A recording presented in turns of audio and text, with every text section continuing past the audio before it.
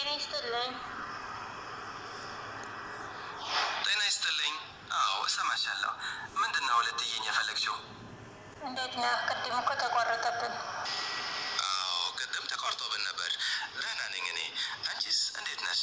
ምን እያወራን ነበር? እኔም በጣም ሰላም ነኝ አልሐምዱሊላህ። እያወራን የነበረው አብዛኛው ሰዎች ፎቅ እንገነባለን፣ ድርጅት እናቋቁማለን እያሉ የሰውን ላብ በተለይ በአረብ ሀገር በመዳን ቤት የምትለፋን ሚስኪን ብሯን እየሰበሰቡ እያጠፉባት ከዛ ይዘው እየጠፉ ነው። እነዚህን ሰዎች እንዴት ትገልጻቸዋለህ? ምንስ መልእክት አለህ ለእነሱ?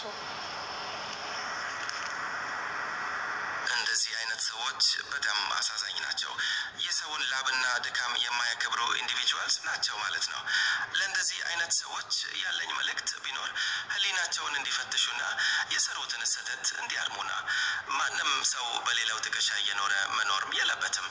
አንቺስ ምን ትያለሽ? በትክክል አንተ ያልከውን ነው የሚደግፈው። እና አሁን ቪዲዮ እየቀረጽኩ ያለውን ለቲክቶክ ተከታዮች ይህን መልእክት ላደርስልህ ነው።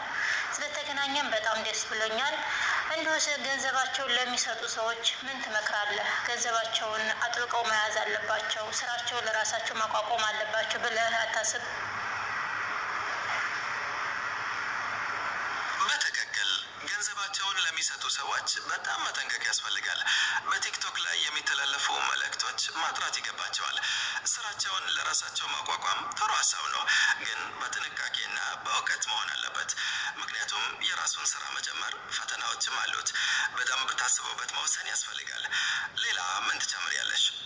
ሌላ የምጨምረው ነገር የለም። ስለተዋወቅ ደስ ብሎኛል። ለቲክቶክ ተከታዮች የምታስተላልፈው ምክርም ይሆን የምታስተላልፈው ነገር ካለ እድሉን ልስጥህ። እሺ አመሰግናለሁ። ለቲክቶክ ተከታዮችም ሆነ ለሁሉም የምለው መልእክት ሁልጊዜም ጥንቃቄ ማድረግና መረጃን ማጥራት እንዳለባቸው ነው። በተለይ ገንዘብን የሚመለከት ነገር ሲሆን ህልማችሁን ተከትላችሁ ለመስራት መትጋት ይገባል። ነገር ግን በአጭር ጊዜ ሀብታም የሚያደርግ መንገድ ላይኖር እንደሚታሰብም መገንዘብ ያስፈልጋል። ለሰጣችሁኝ እድል በድጋሚ አመሰግናለሁ። እሺ እኛም እናመሰግናለን። ነገ በሌላ ርዕስ እንገናኛለን። እስከዛው መልካም ሁን። እኔም መልካም ጊዜ ተመኘሁልሽ። ደህና ሁኚ። እሺ ባይ ባይ። ደህና ሁኚ።